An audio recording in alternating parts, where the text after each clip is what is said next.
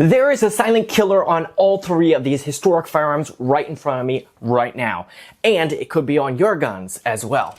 What is it? How do we solve it?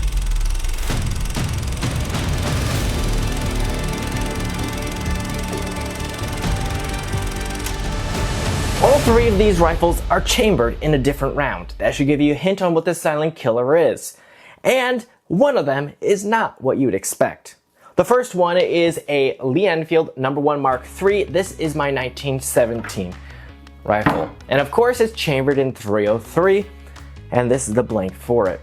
It's a modern manufactured blank. The next one is my Mosin-Nagant 9130. In this one, I am running a surplus 7.62x54R steel blank. This front rifle is my Mass 36, and it's chambered surprisingly in .308. Obviously, this is not its original French round that it was chambered in. It was rechambered some point in its life. Quick refresher on what a blank is. This is going to be necessary to kind of introduce what the silent killer is. A lot of my viewers are probably already quite familiar with what a blank is. Inside of here is a bunch of powder. When the primer goes off, when it's struck with a firing pin, this ignites and goes boom. But it's under compression. In a live round, you would have a bullet that is crimped into place, and that is what builds up the pressure. In a blank, there's a crimp. When that pressure builds up, this crimp opens up, and that's what creates the pressure enough to create the iconic boom. When that happens, debris and material flies down the barrel, and that leaves a coating of what's often called fouling. Now the issue is that some of these rounds, and this is the silent killer, have ingredients that are corrosive. If left over time, it will kill your gun. And what is that? It's basically a type of salt, not the type you put on your kitchen table, but something different. Now its goal is obviously not to add flavor to your rounds, but to help stabilize them. To stabilize them so that they're reliable under harsh conditions like in a trench. Their goal was not to protect the rifle, but to protect the users with reliable firepower.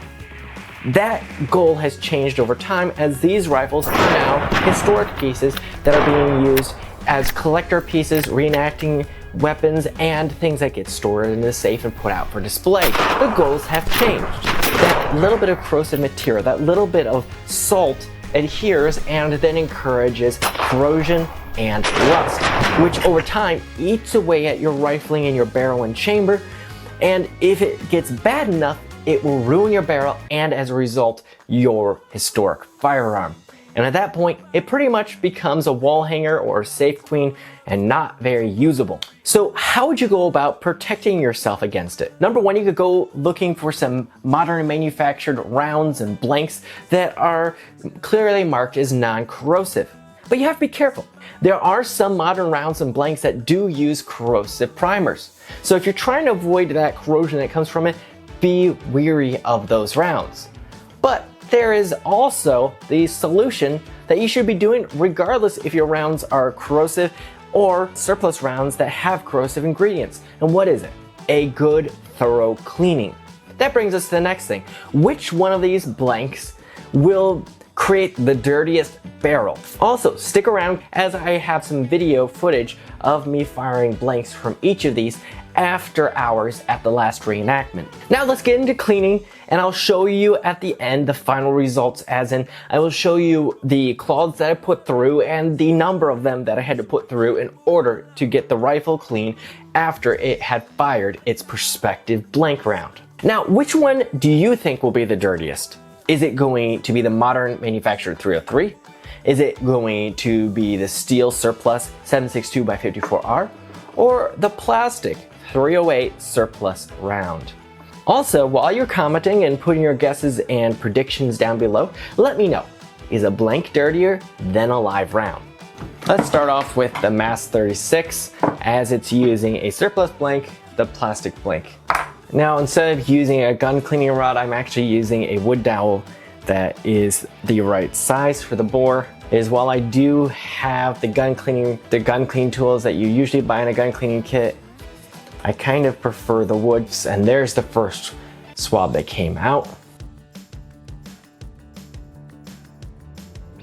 Now for the one that I'm assuming will be the dirtiest, the Mosin-Nagant 30.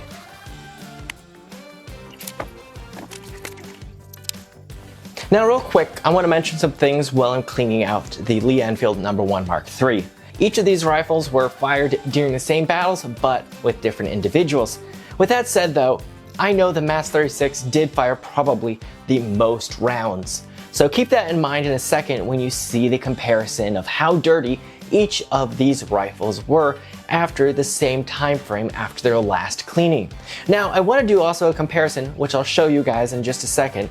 I just wiped down the 303 bolt, the MAS 36 bolt, and the Mosin bolt. Let's see how dirty each of these look, along with how dirty each of the patches are that I put through each of these bores. Each of the patches resting on each of the bolts were only used to wipe off the surface of each bolt. Now that you've seen that, start jotting down or taking a mental note, and I'll show you the clips of these firing as well.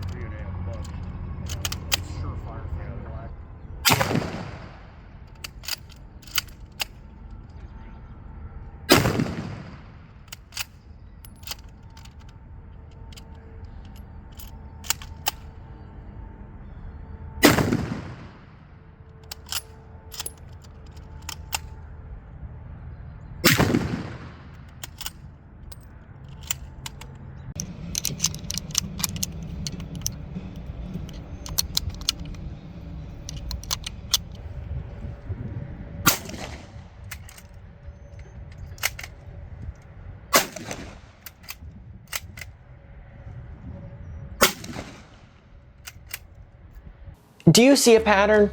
Is there a rhyme or a reason behind this? You ammunition detectives out there, shed your light on this. Help me understand, which one of these rounds, is it the 303? Is it the 7.62x54R or the 308 round that's the dirtiest?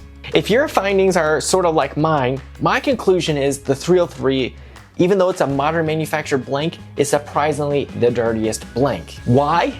I don't know. It doesn't make sense to me. There's a little bit of unspent powder and the patches are very dark, the initial ones. Is it because they hopefully do not have corrosive ingredients in these blanks in the powder? To be honest, I was really expecting the Mosin-Nagant 9130 to be the dirtiest of all three. That is actually the reverse of what happened, or close to it. In my opinion, from looking at these results, the order of how dirty these are ranges from the dirtiest as being the 303 Lee-Enfield No. 1 Mark III 1917 rifle. The next is the Mosin-Nagant 9130, and the cleanest, oddly enough, is the MAS 36 chambered in 308 using 308 surplus rounds. If you're an expert in these areas with the ammunition differences, let me know in the comments. Does it have anything to do with that because it doesn't have corrosive ingredients that blank is dirtier, the 303 blank? Or why? Anyways, make sure to hit that like button, subscribe as I have more videos coming, and continue to hit that hype button. That really does help this channel a whole lot, and I really do appreciate all of you who have found that hype button on YouTube and clicked it. Please make sure to continue clicking that hype button. It helps. This is Brave Builds, where history, kit, and reenacting all come together to help us build a better understanding of their bravery, because their stories deserve to be remembered.